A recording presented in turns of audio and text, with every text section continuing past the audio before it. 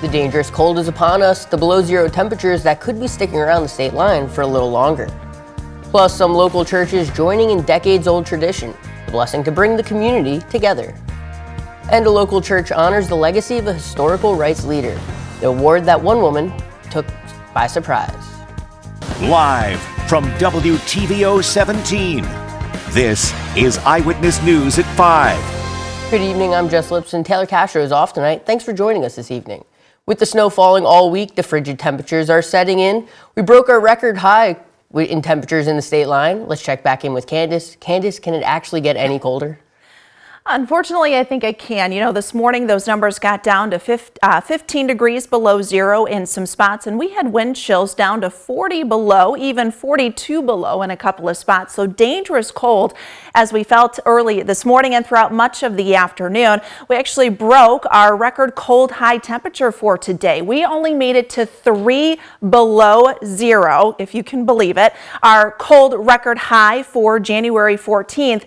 2 below, which was set back in 1994. So it has not been this cold on January 14th since 1994. Now, rightfully so, we've got the wind chill warning that remains in effect here through tomorrow. Wind chill advisory across southern Wisconsin, and this will last through tomorrow. Once we get into tomorrow afternoon, for some that will switch back over to a wind chill watch, and for others, Stevenson, Joe Davies, Carroll, and Whiteside counties, that'll continue into a wind chill warning that'll take us through Tuesday. Bottom line, those dangerous wind chills will continue through at least Tuesday night, early Wednesday, but by Wednesday we start to get those numbers to go up just a bit. Now we still do have a southwesterly wind at about 5 to 15, even up to 20 miles per hour, so that's pushed our wind chills here at the 5 o'clock hour down to about 35, even close to 40 degrees below zero in some spots like DeKalb, Rochelle. You're sitting at 11 below, 9 below our current temperature here in Rockford, but it feels more like 30 degrees below zero. So let's look at these wind chills here as we head throughout the night tonight. We'll continue to see those numbers dip. Wind chills tomorrow morning as low as 40 below in some spots.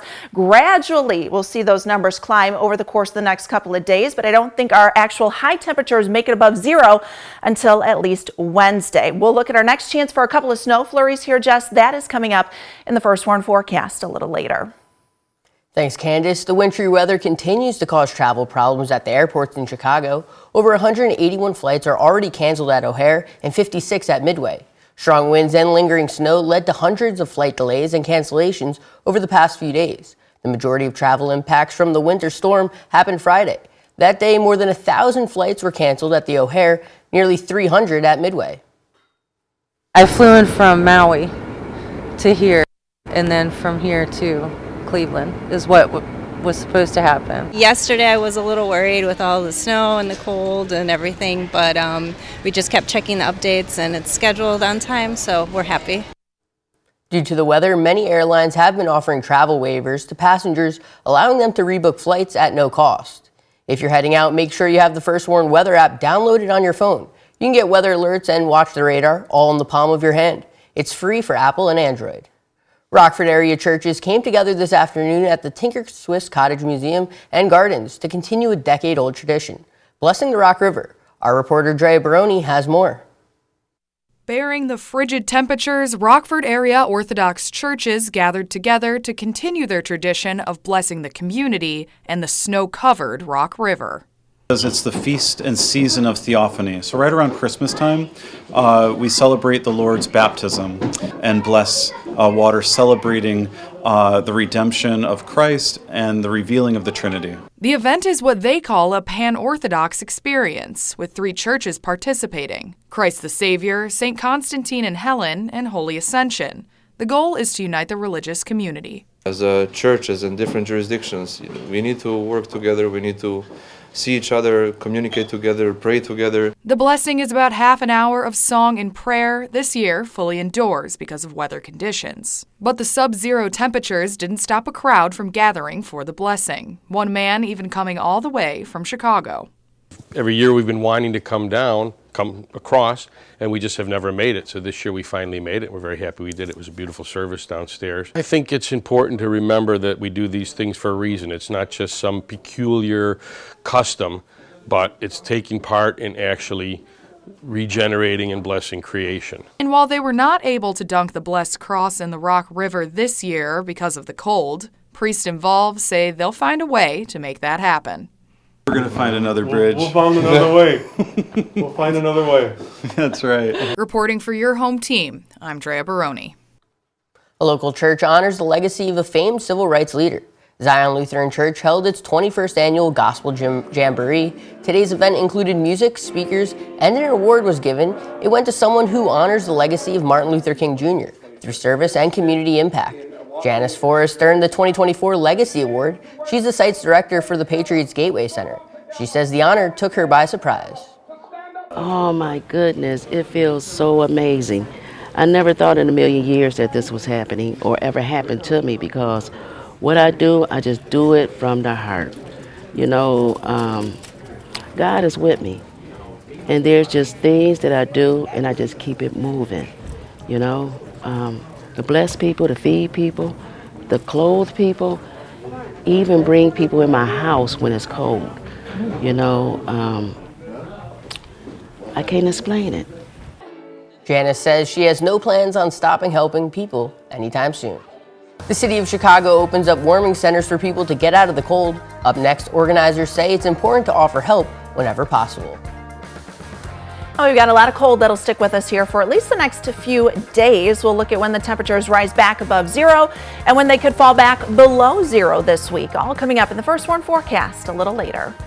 You're watching Eyewitness News, your home team with Taylor Castro, Reagan Holgate, and Chief Meteorologist Candace King.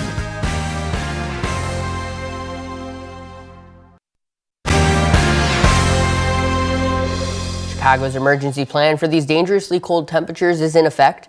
The Harold Washington Library was open all night as the city's 24-hour warming center. The first floor is being used for anyone who needs to get out of the cold, including migrants who've been bused to Chicago and are awaiting shelter. Volunteers taught people at the library some useful outdoor survival skills. These are human beings that are in your community. They could be you. It's very important to just remember that these are people struggling. These are people that are going to be under conditions that hopefully you yourself never have to experience. The city has 6 other warming centers that are open. People in Chicago can also use park districts, libraries, and police stations, or call 311 for help. The Stateline has several warming centers open too. Rockford Rescue Mission and the Belvedere Oasis allow overnights, and Second First Church's overnight cafe is now open every night. It's open from 8 at night to 7 the next morning. If you're concerned about someone out in the cold, you can call the homeless hotline. The number is on your screen. Rockford Health and Human Service staff have been out this week to check on those who are homeless and direct them to one of the warming centers in the area. It took half a winter to finally get some snow here in the Stateline. Now temperatures are dropping below zero. It's quite icy out there. Coming up, Candace will tell us if it can get any colder and when possible warmer temperatures may follow. Now, your First Warn weather forecast from Chief Meteorologist Candace King. Yes, one good thing you could say for today is we had some sunshine out there, but it did not do much to warm our temperatures. In fact, our numbers stayed below zero all afternoon, and our high temperatures likely to remain below zero for at least the next couple of days. Won't see those numbers climb above zero, most likely until we get to Wednesday. Now, high temperatures today ranged anywhere from 7 below in Galena up to 1 above in Janesville. Rockford, our high temperature today was actually 3 below, and this broke our record cold high for January 14th, record cold high temperature 2 below, which was set back in 1994. Now, a couple of points to kind of talk about with this cold. It's been a while since we've had temperatures this cold and for this prolonged of a period. Now, when you think about the magnitude of the wind chills that we've had, think back to just a couple Decembers ago, December 22nd through the 23rd, back in 2020, when wind chills ranged anywhere from 35 to 45 degrees below zero. It's been just a little over a year since we've had wind chills this cold. Remember when that cold front came through, we had winds gusting to about 50 miles per hour, and the sharp drop in temperatures, pipes froze all across the area, and we had some pretty significant blowing snow there just before Christmas. Now, the magnitude of the actual cold temperatures comparable to 2014, a stretch from January 5th through the 7th, where we had 40 consecutive hours where the temperature was below 0 degrees. Wind chills likely won't rise above 10 below until until we get to Wednesday. Now, wind chills once again tonight will be as cold as 35 to 40 degrees below zero. Tomorrow afternoon, those wind chills down around 25 below. And then Tuesday morning, wind chills again are down to 35 degrees below zero because the wind will be picking up a little Monday night into Tuesday. We're at 9 below right now in Rockford. Feels like 30 below. You've got a wind chill of 36 degrees below zero in DeKalb, 33 below right now in Sterling, and 28. That's what it feels like for the wind chill factor out in Freeport. So dangerous cold. It's really important to remember that with this type of cold, frostbite can happen in a matter of 10 to 15 minutes when you've got exposed skin. So you got to cover up if you have to go outside and just limit your time outdoors. 18 degrees below zero. Our wind chill is not going to get to 406 degrees below zero. That would be, well, that would probably be the end. We will not get that cold here for tonight, but 35 to 40 degrees below zero. When we break it down as we go through this evening and into tomorrow, again, wind chills down around 35 to 40 below. Wind chills as cold as 25 below for tomorrow. We had sunshine out there, some cloud cover up to the north of us, but that's starting to break apart here. So we'll likely see a mostly clear to partly cloudy sky as we go through the night tonight. Just a cold scene when you look all across the region underneath that mostly clear sky. A little cloud cover down to the south as some snow showers are expected further to the south. Now we may see a little more cloud cover kind of work in as we go through the afternoon on Monday and Monday night. Not really expecting any flurry activity, but not going to completely rule it out just as we have a weak disturbance kind of roll through there. We'll add in some cloud cover on Tuesday and we'll hold on to cloud cover again Tuesday night into Wednesday. We've actually got another cold front that'll work in. So while our temperatures go up just a smidge, once we head into Wednesday, Thursday, we'll see those numbers drop back again by the time we get into Thursday, Friday, and then Saturday before we do see a warming trend towards the middle of next week. But that could also introduce a period of maybe some mixed precipitation and then even the chance for some rain showers as early as next Tuesday. Thanks, Candace. Reagan's in next with sports. The Fighting Illini playing host to another Big Ten opponent this afternoon. And Jordan Love could see a big payday once the offseason hits. Reagan will have more on the QB1 after the break.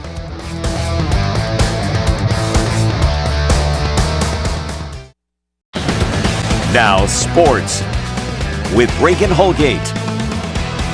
It's the Packers and the Cowboys in the wild card round today. Of course, it's a win or go home game for both teams, but Green Bay came into this game as the clear underdog. Matt LaFleur acknowledged this week that they aren't even supposed to be in this position, so why not lay it all out there? So here's where things stand right now. A dominant first half from the Packers on both sides of the ball. Just an absolute implosion on the Dallas end right now. At least they did score before the half, but Green Bay leads 27-7 to start the third right now.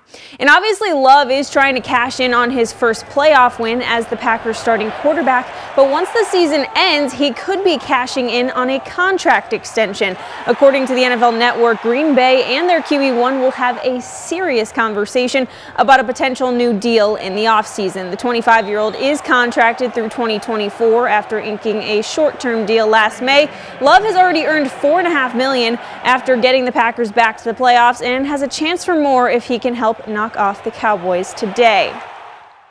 Now, one of the next quarterbacks we are going to see in the league is Michigan's J.J. McCarthy. He announced today on social media that he will forgo his final year of eligibility with the Wolverines to enter his name into the 2024 NFL Draft, where he's been widely projected to go in the first round. Michigan went 40-3 during McCarthy's tenure with a national championship win, of course. Head coach Jim Harbaugh even went as far to say he's the greatest quarterback in program history.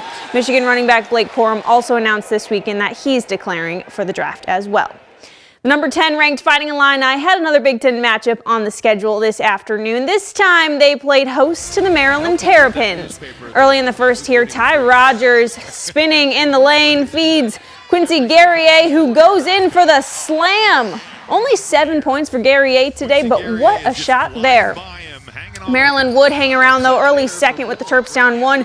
Julian Reese left wide open in the paint and flushes it home. Reese had 20, and the Terps now have the lead. Over a minute to play, Illini down 5. Need a bucket here. Marcus Domas slices through the lane to score 2 of his team-high 26 points. But after Maryland made both from the line, the deficit back to 5, and Domas' shot gets blocked. Maryland outscored Illinois 52-26 in the paint today, and the Illini lose this one 76-67. And how about this moment for Michigan State's Steven Izzo? He's the son of head coach Tom Izzo. He's a walk-on to this team. Now a fifth-year senior in his 43rd career game, scores his first points and then continued to make the foul shot. And how about you take a listen to his emotional postgame?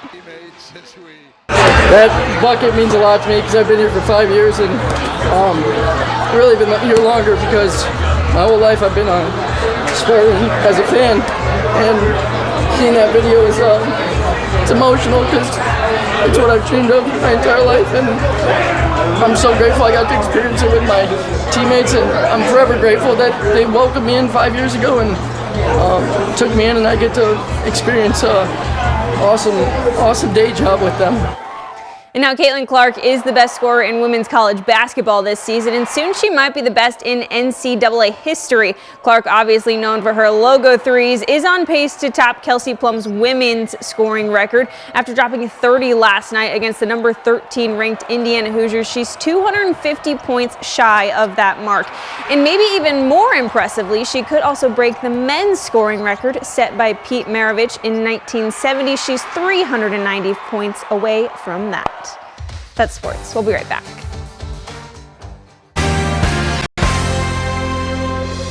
So I won't be taking out the flip-flops and bathing suit, but it does seem like it could be getting a little warmer as the week goes on. Yeah, I mean, temperatures will go up. I mean, if you can say that, but we'll finally make it above 0, I think, over the next couple of days. So it'll feel kind of like a little heat wave. Next week, temperatures look to trend upwards, so we'll kind of get out of this Arctic cold that we've developed here over the last 24 to 36 hours.